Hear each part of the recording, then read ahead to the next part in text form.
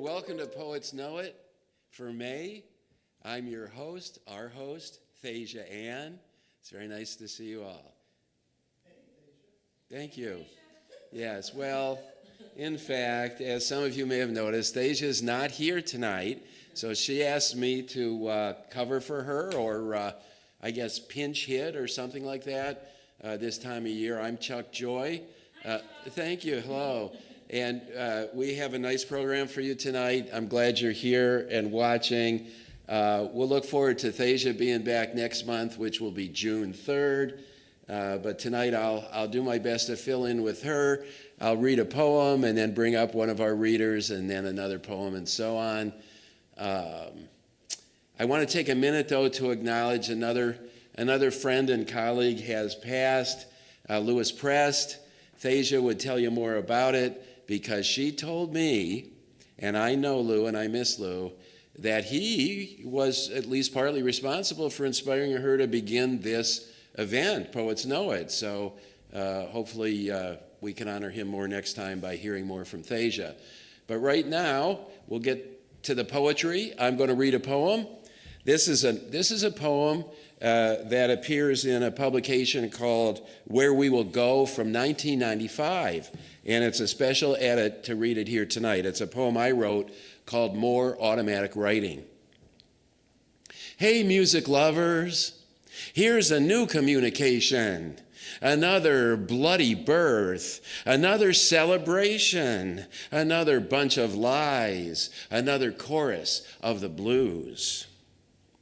Another inspiration, another sublimation, another monument, another misunderstanding, another fingernail dragged across the blackboard, another flaming message sprayed across the sky, another fine mess, another near miss, another happy camper, another morning after.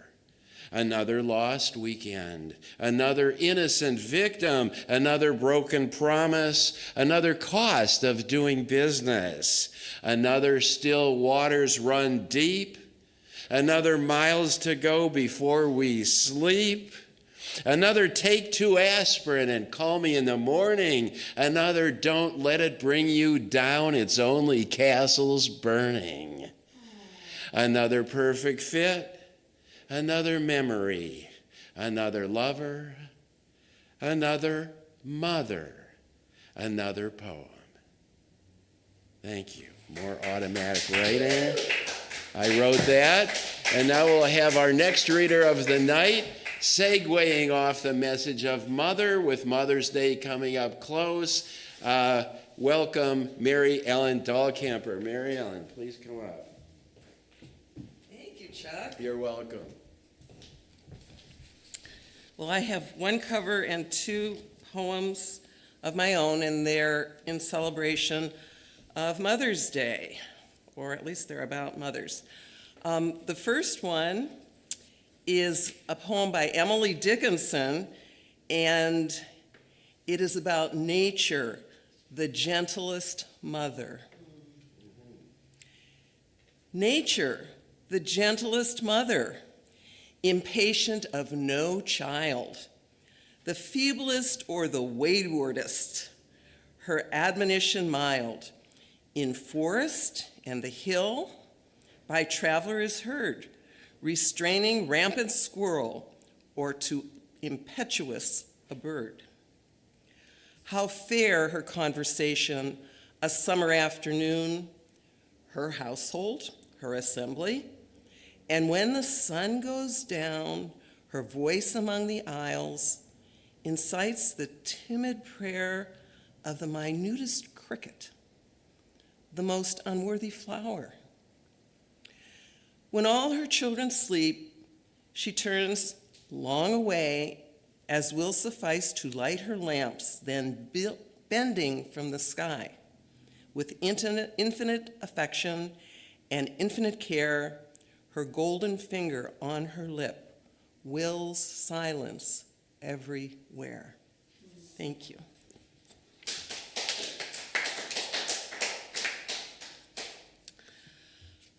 This poem is in celebration of motherhood. It's one I wrote a couple years ago,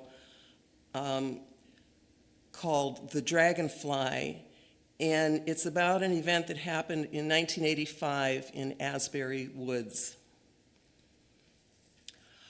A walk in the woods evoked a treasured memory. 40 years ago, we brought our 5 boys here to channel curiosity and excess energy.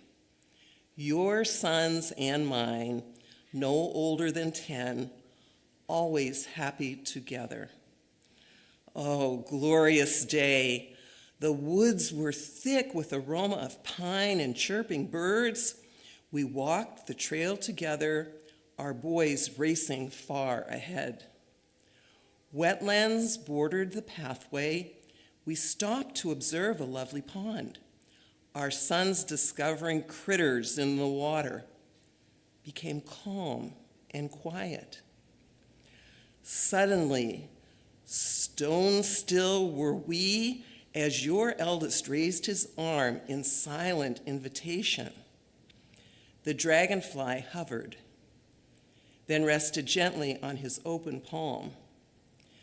We bathed in this sacred moment, the joy of motherhood and friendship.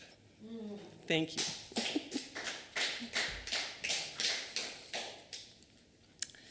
This is a poem about my mother, and it's one that I've reflected on because the incident happened when I was 12 years old. So it's something that I've held for a very long time, and my mother has been deceased now 40 years.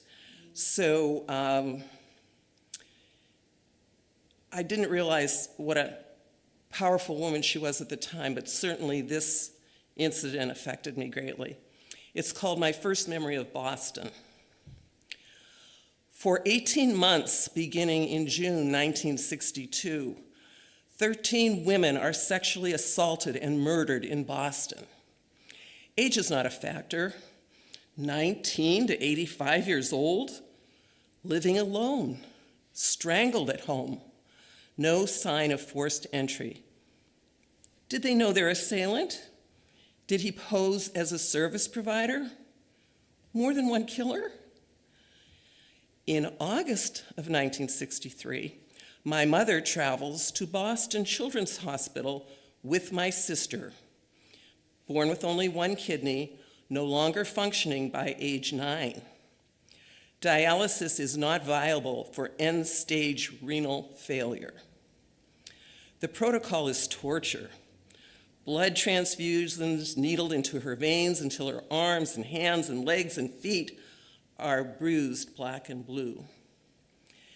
Seeking a miracle, they fly to the premier pediatric medical center. Fast forward 2 weeks. My father is driving to Boston with me at shotgun. My assignment, keep him awake with chatter for 542 miles. Years later, my real role reveals me as a potential donor for experimental kidney transplant.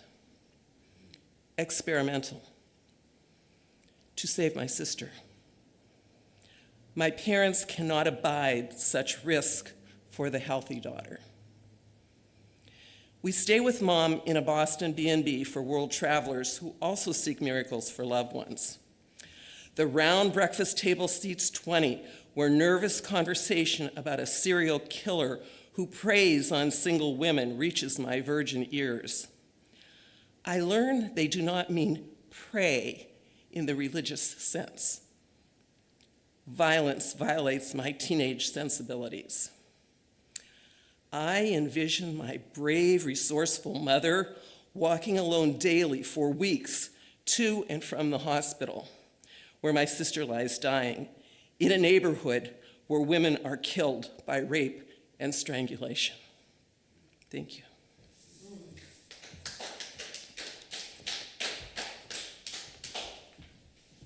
Thank you, Mary Ellen.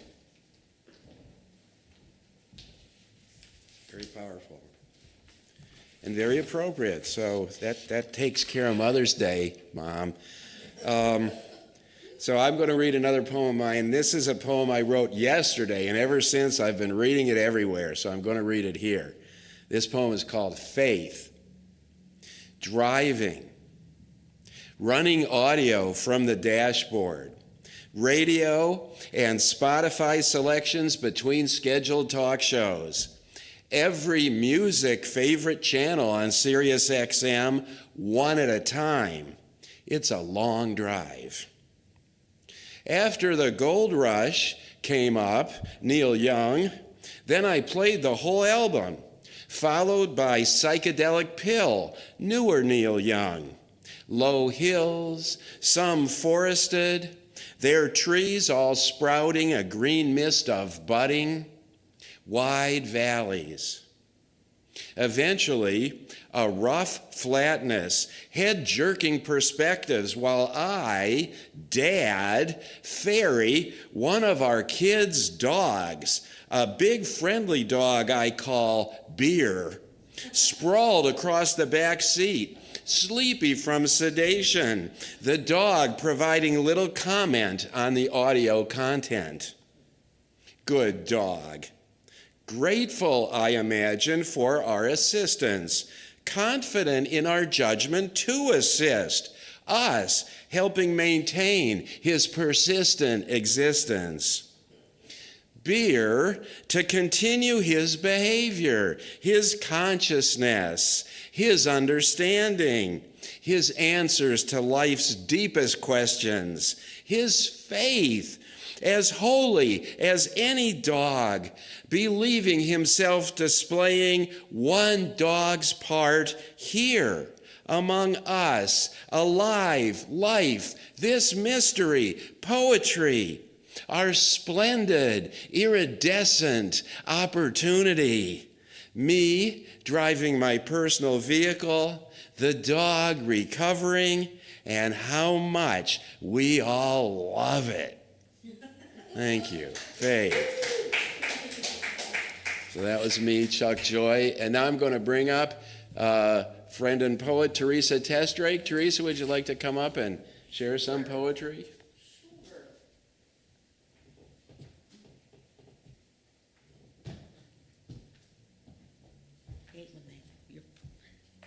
Hi, I'm Teresa. Just give me a second. I've got to open up my phone here. Okay. So I haven't read in a while, so I'm feeling greedy. So I'm going to read 3 poems of my own and a cover. Good one for it. Yeah, I figured. And this first poem is about myself and my brothers. And it's called The 3 Months of Summer. We were always dancing, the 3 of us, our feet dusty and green-stained from the clover, delirious as moguls upon the capture of June beetle and grasshopper. We flew in our light bones across the great dark mirrors of the Oklahoma lakes on skis our father bought just for us. In nightmares, too, there is always movement. We jetted to the east, devouring shrimp and red sauce, marveled at dogwood and swamp cabbage as the bones and blood of our bodies began their own journeys somewhere. Soon the summer no longer went on forever. The water in the lakes at Bear Mountain was cold as fear. My room was upstairs and theirs downstairs, in the close, sweaty nights where Mother tossed and tossed. In California, there were 3 months of rain after the winds. The little ones grew taller than I, and I wrote songs that were only of me. Along the beaches where Grunion ran, spawning in the shadows of wood fires, the lights from faraway piers were imaged in my eyes, and the red setter shivered, flinging the sea from his fur. I have returned to the east without them, my brothers, but I can see their round, fuzzy heads and my pointed, sequined glasses in a reflection that sluices my bones. As summer rides in our yellow Ford through my blood, rides in the blood of my brother's children, rides in the photographs of those before us, always dancing, shining, shivering, sweating. Even in the midst of nightmares, it sings, even when no dreams come at all. Poem.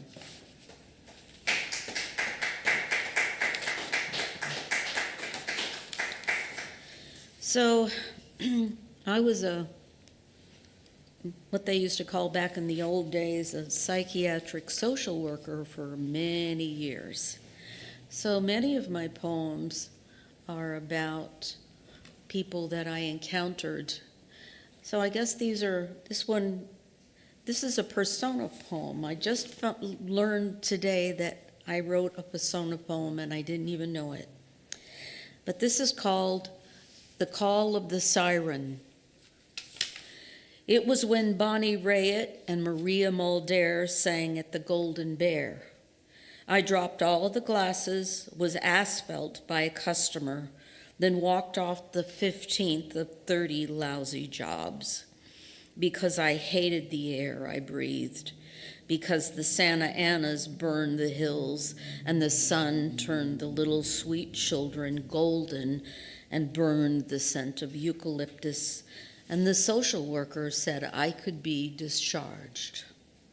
We went up to the mountains, Kathy and Peter, Lowell and Sheila, the kids and little old me.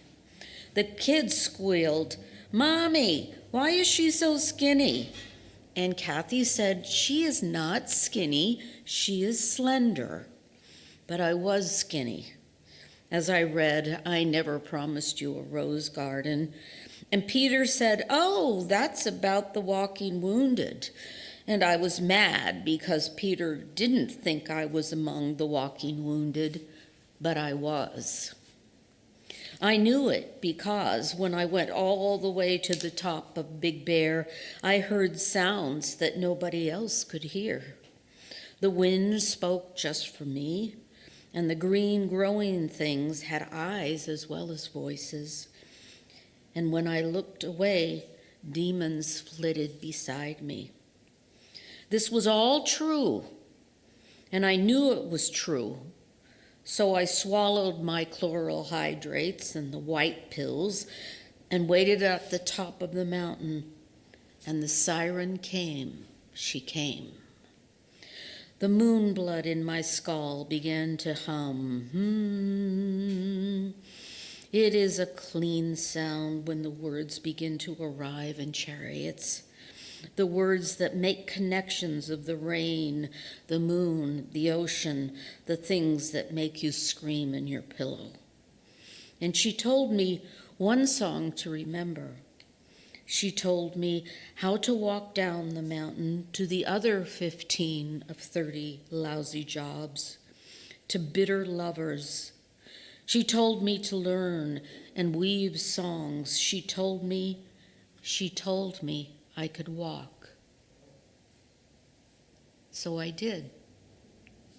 Poem.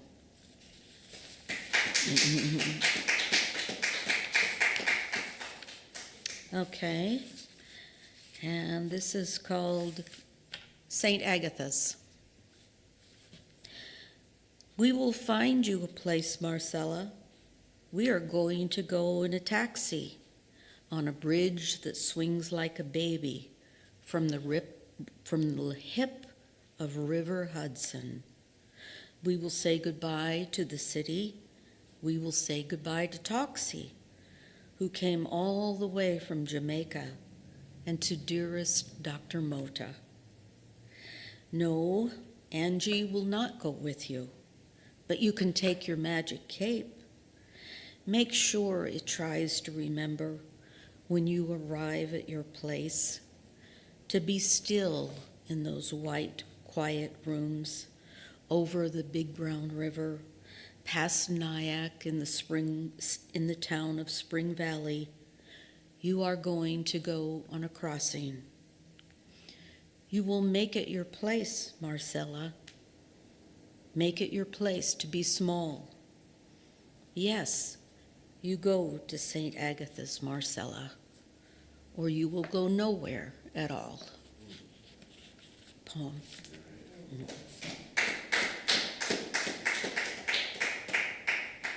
And this last one is one of my new favorite poets, whose name is Mark Strand. And I don't even know how to describe, he says he's, Google says he's this and that and the other thing, and I just think he's amazing. And this is called Keeping Things Whole. Here we go.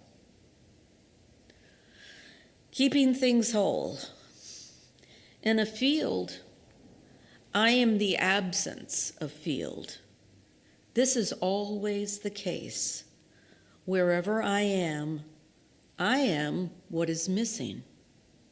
When I walk, I part the air, and always the air moves in to fill the spaces where my body's been. We all have reasons for moving. I move to keep things whole. Poem. Thank you. Thank you, Teresa.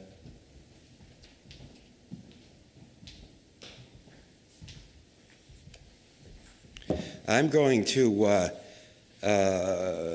sort of follow Teresa Testrake bringing up about psychiatric work. I worked in the same field, so I'm going to add a poem here. This is a good night for a little extra content, and then I'll get to the poem I intended to read. This is also from the same chapbook, Where We Will Go, from 1995, and it's complete fiction. There's nothing, no violations of HIPAA here.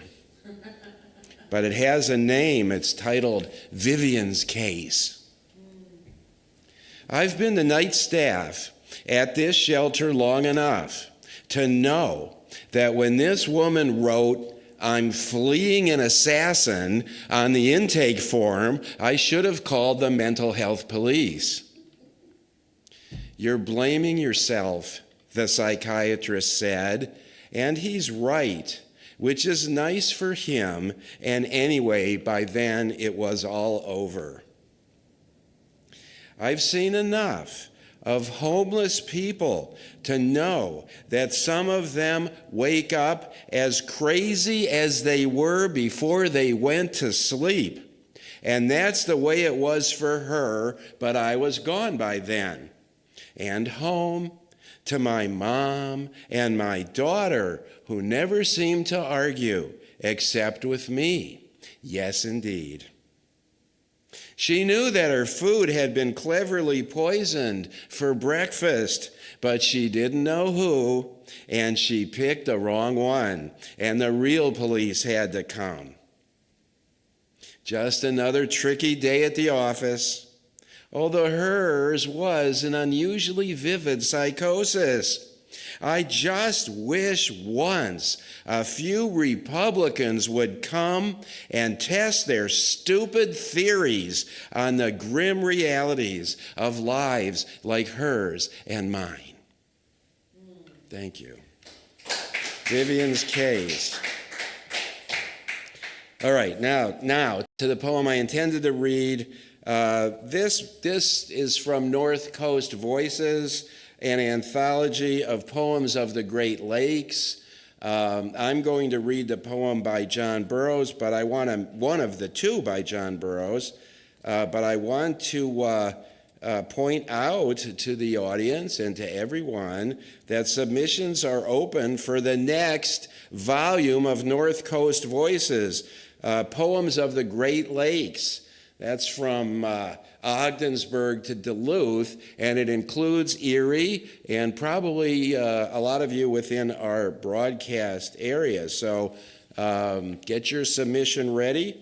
And here's an example. John Burroughs is, this is a cover, I guess, and a distinguished one too. John is a very active poet from Cleveland, Ohio, originally West Virginia, and brings much honor to the art and has visited Erie many times. But since he's not here tonight, I will read one of his poems. This is called So Much for Saving. Before almost anything, I remember a bubble bath with Dad at my Aunt Helen's house on Wilder in Elyria when I was probably 3 years old. We were visiting Ohio from West Virginia because Dad wanted to find a healthier job than in the coal mines or another tour in Vietnam. He told me not to eat the bubbles, but no need to worry. I did not even want to pop them. I saw each one as a universe of possibility. A dozen years later, he and my stepmom snooped and found poems I had written about impending death and assumed I was suicidal. They sent me to a shrink because he had the same name as a guy they remembered from back home and because they wanted to save me. He asked about my earliest memory, and I told him about the bath and how upset I was when Dad let the water out and wouldn't let me keep the bubbles. Turns out I did not want to die and was only writing about the end of the world because a visiting preacher their church had hosted convinced me it was imminent. More bubbles burst. And throughout my childhood, no matter how hard I tried to hold the universe as safe in my hands, they always eluded salvation. Thank you. John Burroughs. Okay, so now I'm very excited to introduce the publisher of this anthology and many, many other books from Main Street Rag, the poet, Scott Douglas. Scott, would you like to come up, please?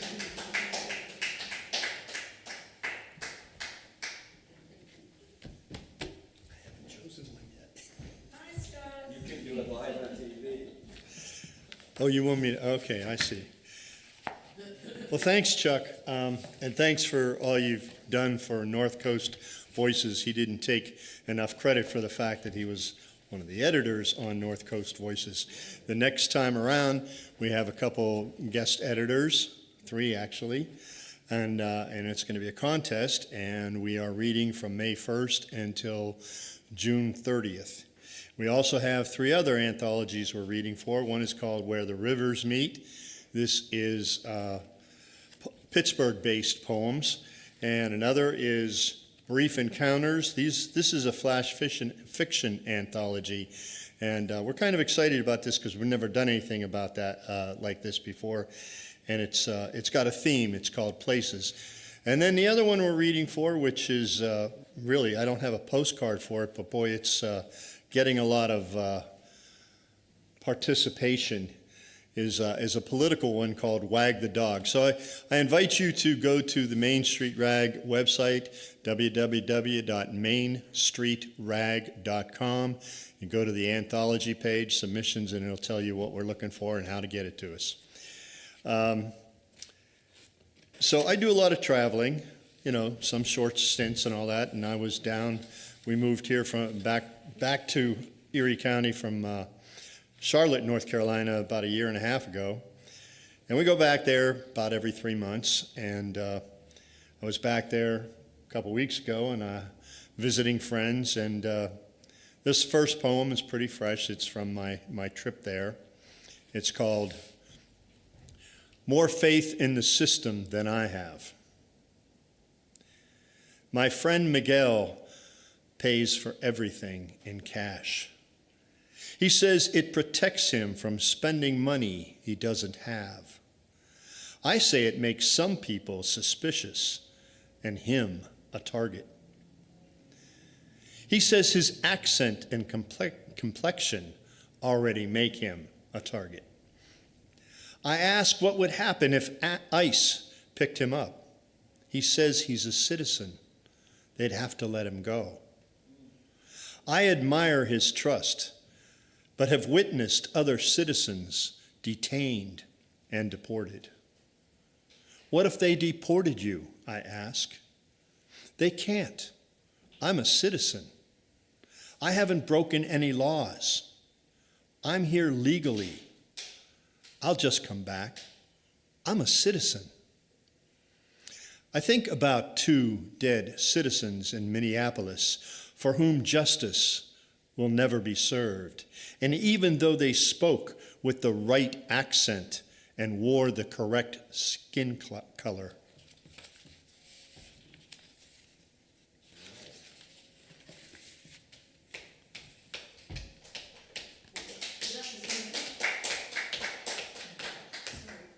sorry. Let's just hope there are no more. This one's called Complacent Nation. Sometimes this nation fails to inspire, like a raging sunset in hues of gold, orange, turquoise, and purple, devalued to muddy shades of gray. This nation prefers perfume that smells like bug spray, prefers its chili without peppers, a drumbeat without rhythm. It sometimes forgets we are all immigrant bastards here in this land the new kids dubbed America. And what a beautiful lyrical name, but a lame excuse to claim ownership, shame trespassers, snuff out the eternal flame of freedom for 15 minutes of fame and money. But that's America.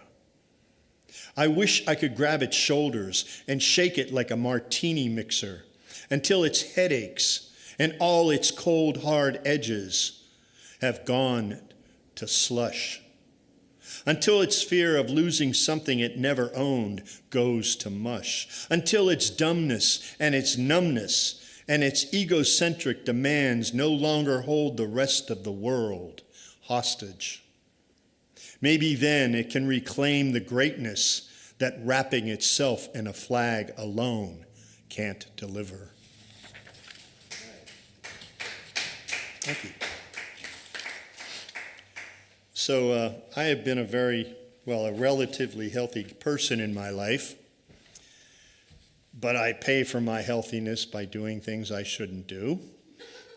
And right now, I've given up and I've decided, okay, I got to go see a doctor about one particular problem that I have. And of course, as my one friend has said, going to a doctor's office can be very inspirational. So this poem is called At the Podiatrist's Office. On his way to exam room 3, a man about my age paused in front of me long enough to say, I never had no interest in tattoos.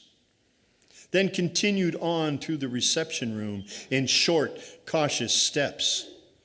I resisted the urge to reply. I was never interested in walking like a penguin, yet here we are. Instead, I muttered a cliche to offset his assessment of my lifestyle choice. To each his own, I guess. Yep, to each his own, he repeated as he shuffled away. I'll admit I've flaunted some bad habits and often made dubious decisions. But I never asked others to walk in my shoes, to bear the weight of my mistakes.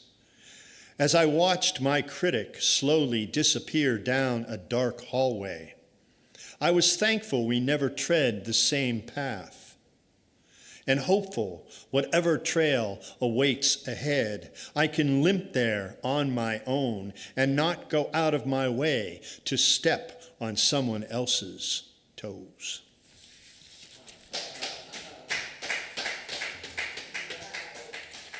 Okay, so Chuck has set this book down in front of me, and I'm going to try and pull something out of here and read it cold, which, oh,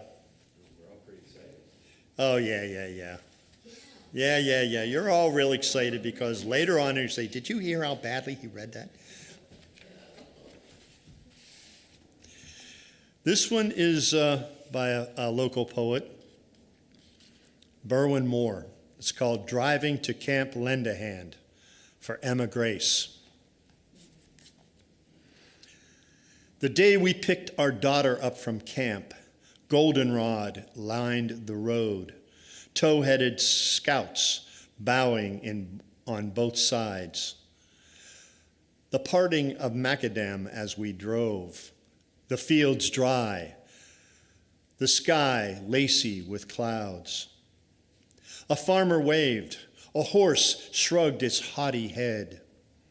We stopped for corn, just picked, and plums and kale, sampled pies, still warm, and tarts and honeyed bread. Sheets on a line ballooned out like a ship's sail. Time stopped in those miles before we saw her. For 8 days we hadn't tucked her in or brushed her hair or watched her grow. The week a busy blur of grown-up bliss.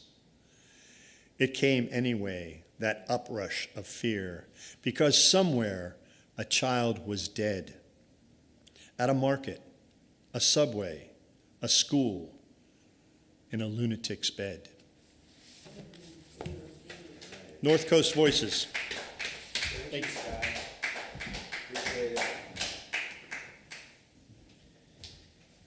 Well, we're coming toward the end of the May edition of Poets Know It. I'm going to read another poem, and I'm going to invite everyone here or even in the building following along if they want to read another poem, as Thasia often does when there's time. But before that, I want to explain that the next edition will be in June. It'll be June 3rd here in the Cam Erie Studios on East 12th Street near Peach.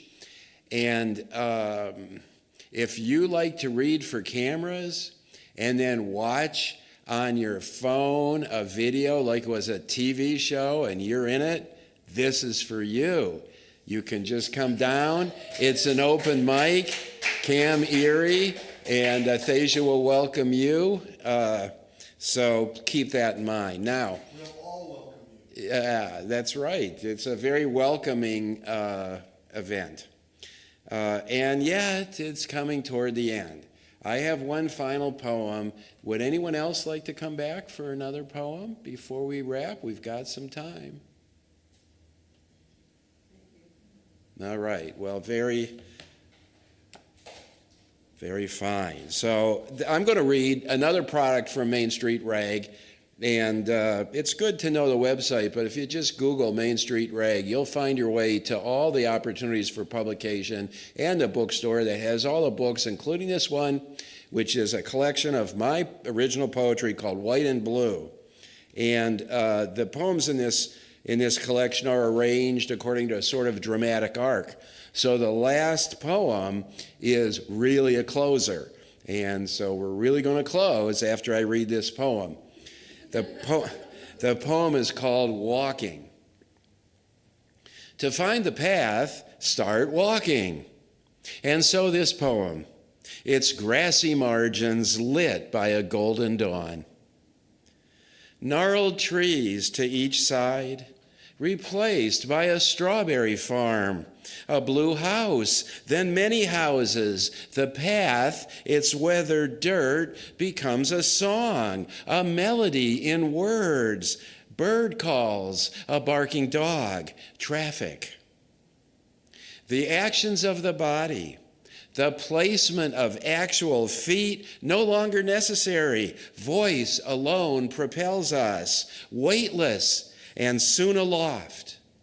Our destination, silence. Thank you. That's Walking By me, Thasia Ann, no, Chuck Joy. I am Chuck Joy. She is Thasia Ann. We'll see you next month. Thanks, everybody. Thanks, Cam Erie. Let's have a big applause as they play us out. Good night.